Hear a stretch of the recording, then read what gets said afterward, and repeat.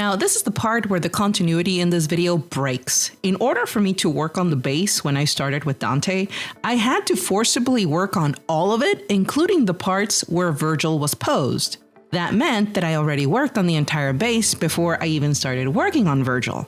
I didn't show it in Dante's video to not spoil the surprise for this video, but trying to get the parts to connect and slot together was a fucking nightmare. The people that made this didn't really consider how these parts would connect and fit together once printed. They put no thought into it at all. That left me with having to cut and grind off several portions of the connections in order to get them to slot together. Many parts collided and could not connect in order to slot into the plugs on the base.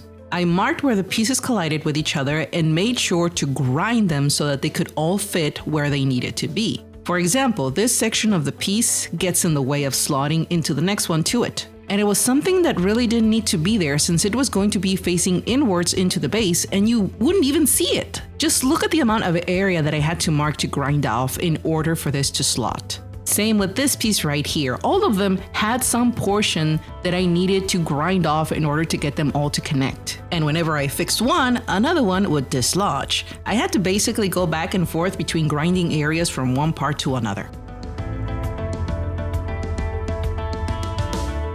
Also, this part right here supports all of Virgil's weight, and it's basically dangling in the air. I had to go heavy on the mustard and made sure to find something to put below to keep the piece balanced while the putty hardened. Again, all this criticism is not about how the base was sculpted.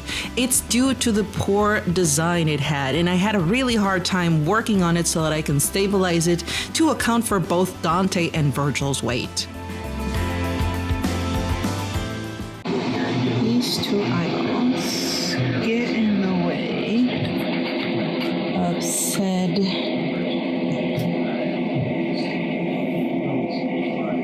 right that shouldn't be there.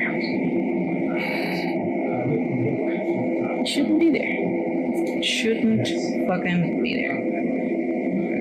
Cut off the eyeball. Tons of gaps needed to be resculpted, which luckily for me, they were just blobby textures that I could easily recreate with a silicone tool. I didn't show any of this in my last video, but I did end up using all of my stashed epoxy putty just for the base.